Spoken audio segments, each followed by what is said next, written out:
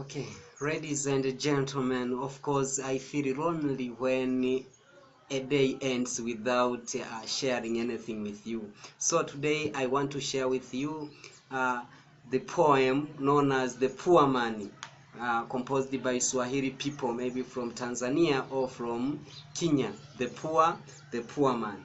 The Poor Man is a poem having 6 stanzas. There are 6 stanzas, and within each stanza, of course, there are 2 verses.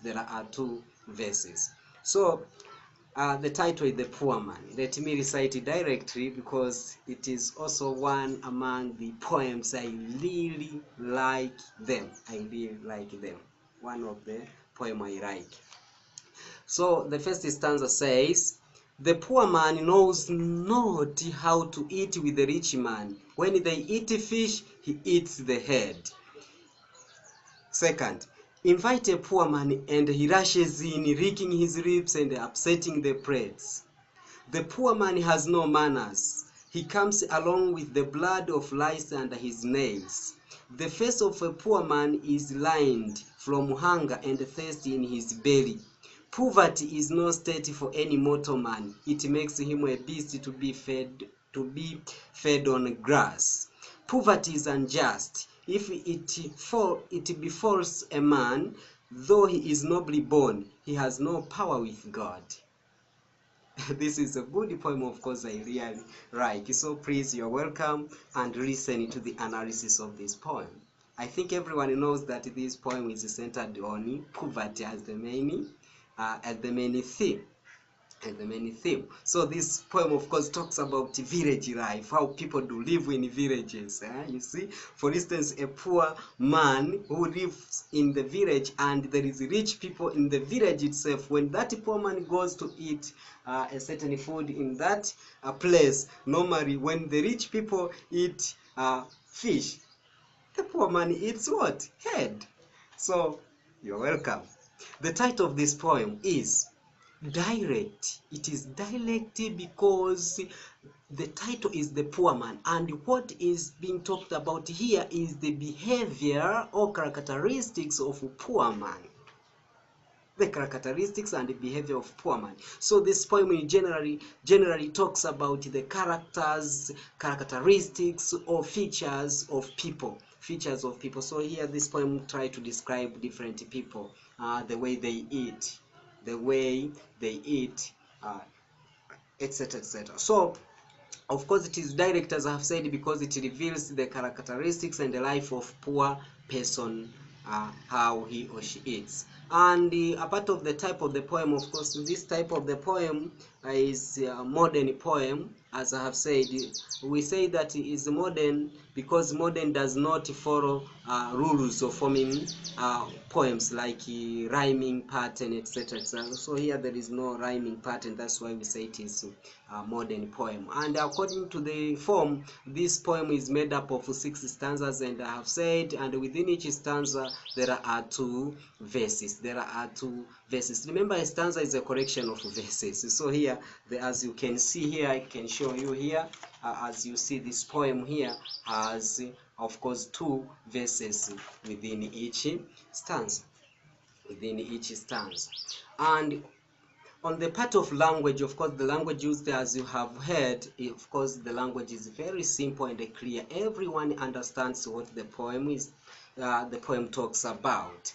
Not only that, but also there is poetic license. Remember, poetic license refers to the privilege given to the poets or poetess to violate some grammatical rules. So here we have seen there is a part of the poem in the first stanza, verse 1, when the persona says, "The poor man knows not how to eat." Knows not. Instead of saying that the poor man does not know how to eat with the rich man, he just said that the poor man knows not how to eat with the rich man. So this is one of the privilege given to the poets and the poetess to violate some grammatical rules. So Another is a figure of speech. The figure of speech here found is metaphor. Metaphor, of course, is found when the persona says it makes him a beast to be fed on grass. So the persona is compared someone with grass, compares someone with grass when in the of course in the fifth stanza, second verse, the persona says it makes him a beast to be fed on grass. So it makes him to be, so he or him is compared with beast to be fed on what? On grass. And what makes him or her to feed on grass is poverty. Poverty, of course. Poverty.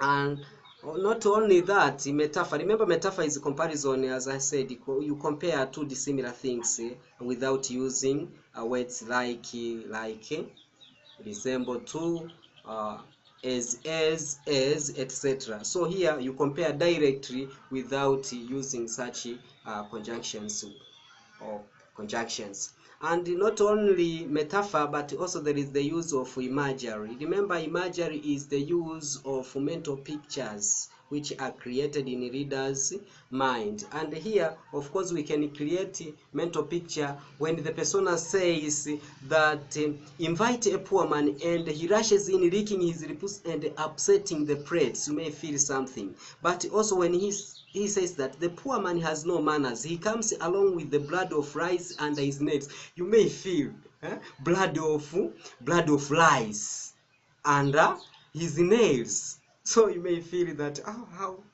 dirty this man is, such things. So you may feel like you are seeing the actual blood of rice under someone's what? Someone's nail. So that is true about figures of speech. Apart from themes, apart from that, also there are themes. Remember, theme, as I said, refers to the main topic discussed in the literary works, as I have said in previous analysis. So here the main theme, as I said, is poverty. As the fifth stanza says, poverty is no state for any mortal man, it makes him a beast to be fed on grass. So here tries to show the consequences of poverty to people, that they may tend eating grasses because of poverty. Not only that, but also uncivilization. People are seemed to be not civilized. In the third stanza, when the persona says the poor man has no manners, he comes along with the blood of rice under his nails, this shows that these people is not civilized. So civilization also is the main theme which is discussed in this poem. Not only that, but also there are classes in the society. This shows that there are two existing classes in the society. In the first stanza, when the persona says the poor man knows not how to eat with the rich man, so here there are two classes existing, the poor man and the rich people. So rich man stands for high class people, and the poor man stands for lower class people, people who are poor, and the rich man, people who are rich.